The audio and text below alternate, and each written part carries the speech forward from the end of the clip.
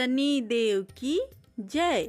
आज हम लोग सुनेंगे शनिवार व्रत कथा। एक समय की बात है, स्वर्ग लोक में सबसे बड़ा कौन के प्रश्न पर 9 ग्रहों में वाद विवाद हो गया।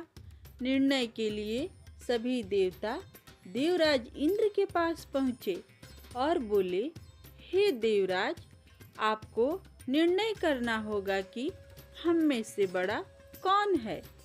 देवताओं का प्रश्न सुन इंद्र उलझन में पड़ गए। फिर उन्होंने सभी को पृथ्वी लोक में राजा विक्रमादित्य के पास चलने का सुझाव दिया।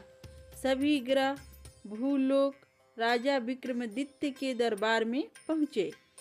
जब ग्रहों ने अपना प्रश्न राजा विक्रमादित्य से पूछा तो वह भी कुछ देर के लिए परेशान हो उठे, क्योंकि सभी ग्रह अपनी अपनी शक्तियों के कारण महान थे।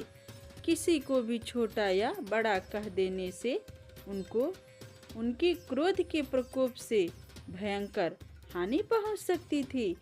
अचानक राजा विक्रमादित्य को एक उपाय सूझा और उन्होंने विभिन्न धातुओं जैसे सोना, चांदी, कांसा, तांबा, सीसा, रंगा, जस्ता, अभ्रक व लोहे के 9 आसन बनवाए। सबसे आगे सोना और सबसे पीछे लोहे का आसन रखा गया। उन्होंने सभी देवताओं को अपने अपने आसन पर बैठने को कहा। उन्होंने कहा, जो जिसका आसन हो ग्रहण करे।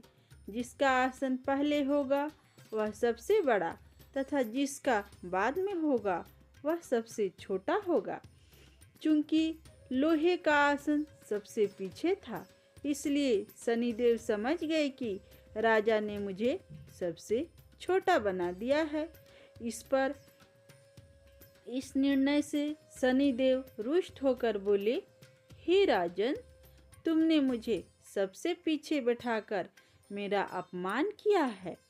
तुम मेरी शक्तियों से परिचित नहीं हो। सूर्य एक राशि पर 1 महीने, चंद्रमा 2 महीने 2 दिन, मंगल 1.5 महीने, बुध और शुक्र 1 महीने, बृहस्पति 13 महीने रहते हैं। लेकिन मैं किसी भी राशि पर 2.5 वर्ष से लेकर 7.5 वर्ष तक रहता हूँ। बड़े बड़े देवताओं को मैंने अपने प्रकोप से पीड़ित किया है। अब तो भी मेरे प्रकोप से सावधान रहना। इस पर राजा विक्रमादित्य बोले, जो कुछ भाग्य में होगा देखा जाएगा। इसके बाद अन्य ग्रहों के देवता तो प्रसन्नता के साथ चले गए, परंतु शनिदेव बड़े क्रोध के साथ वहां से विदा हुए। कुछ समय बाद राजा विक्रमादित्य पर 7.5 की दशा आई तो शनिदेव ने घोड़े के व्यापारी का रूप धारण किया और बहुत से घोड़े के साथ विक्रमादित्य के नगर पहुँचे। राजा विक्रमादित्य उन घोड़ों को देखकर एक अच्छे से घोड़े को अपनी सवारी के लिए चुनकर उस पर चढ़े। राजा जैसे ही उस घोड़े पर सवार हुए, वह बिजली की गति से दौड़ पड़ा। तेजी से दौड़ता हुआ घोड़ा राजा को दूर एक जंगल में ले गया और फिर वहां राजा को गिराकर गायब हो गया। राजा अपने नगर लौटने के लिए जंगल में भटकने लगा, पर उसे कोई रास्ता नहीं मिला। राजा को भूख प्यास लग गई। बहुत घूमने पर उन्हें एक चरवाहा मिला। राजा ने उससे पानी मांगी। पानी पीकर राजा ने उस चरवाहे को अपनी अंगूठी दे दी और उससे रास्ता पूछकर जंगल से निकलकर पास के नगर में पहुँचे। नगर पहुंचकर राजा एक सेठ की दुकान पर बैठ गए। राजा के कुछ देर दुकान पर बैठने से सेठ की बहुत बिक्री हुई। सेठ ने राजा को भाग्यवान समझा और उसे अपने घर भोजन पर ले गया। सेठ के घर में सोने का एक हार खूंटी पर लटका हुआ था। राजा को उस कमरे में छोड़कर सेठ कुछ देर के लिए बाहर चला गया। तभी एक आश्चर्यजनक घटना घटी। राजा के देखते देखते खूंटी सोने के उस हार को निगल गई। सेठ ने जब हार गायब देखा तो उसने चोरी का संदेह राजा पर किया और अपने नौकर से कहा कि इस परदेसी को रस्सियों से बांधकर नगर के राजा के पास ले चलो। राजा ने विक्रमादित्य से हार के बारे में पूछा तो उन्होंने बताया कि खूंटी ने हार को निगल लिया। इस पर राजा क्रोधित हुए और उन्होंने चोरी करने के अपराध में विक्रमादित्य के हाथ पांव काटने का आदेश दे दिया। सैनिकों ने राजा विक्रमादित्य के हाथ पांव काटकर उन्हें सड़क पर छोड़ दिया। कुछ दिन बाद एक तेली उन्हें उठाकर अपने घर ले गया और उसे कोल्हू पर बैठा दिया। राजा आवाज देकर बैलों को हाँकता रहता। इस तरह तेली का बैल चलता रहा और राजा को भोजन मिलता रहा। शनि के प्रकोप की 7.5 पूरी होने पर वर्षा ऋतु प्रारंभ हुई। एक रात विक्रमादित्य मेघ मल्हार गा रहा था। तभी नगर की राजकुमारी मन भाविनी रथ पर सवार उस घर के पास से गुजरी। उसने मल्हार सुना तो उसे अच्छा लगा और दासी को भेजकर गाने वाले को बुला लाने को कहा। दासी लौटकर राजकुमारी को अपंग राजा के बारे में सब कुछ बता दिया। राजकुमारी उस मेघ मल्हार से बहुत मोहित हुई और सब कुछ जानते हुए भी उसने अपंग राजा से विवाह करने का निश्चय किया। राजकुमारी ने अपने माता पिता से जब यह बात कही तो वह हैरान रह गए। उन्होंने उसे बहुत समझाया पर राजकुमारी ने अपनी जिद नहीं छोड़ी और प्राण त्याग देने का निश्चय कर लिया।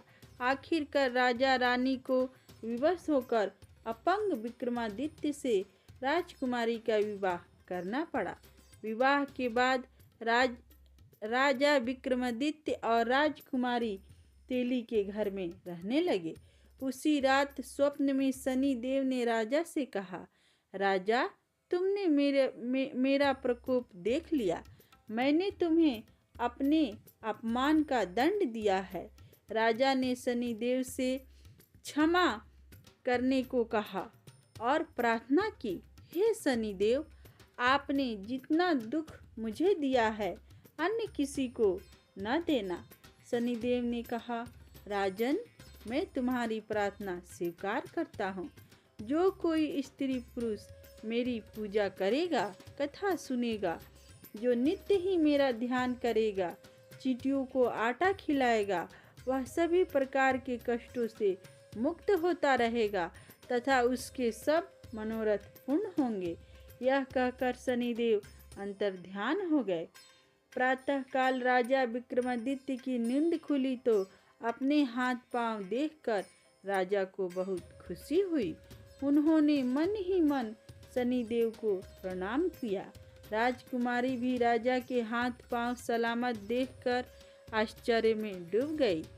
तब राजा विक्रमादित्य ने अपना परिचय देते हुए शनिदेव के प्रकोप की सारी कहानी सुनाई। इधर सेठ को जब इस बात का पता चला तो दौड़ता हुआ आया और राजा विक्रमादित्य के चरणों में गिरकर क्षमा मांगने लगा। राजा विक्रमादित्य ने उसे क्षमा कर दिया क्योंकि वह जानते थे कि यह सब तो शनिदेव के प्रकोप के कारण हुआ था। सेठ राजा विक्रमादित्य को पुनः अपने घर ले गया और उसे भोजन कराया।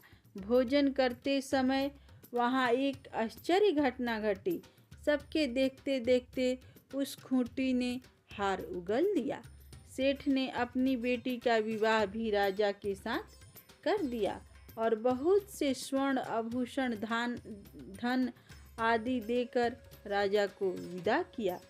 राजा विक्रमादित्य राजकुमारी मनभावनी और सेठ की बेटी के साथ अपने नगर वापस पहुँचे तो नगरवासियों ने हर्ष के साथ उनका स्वागत किया।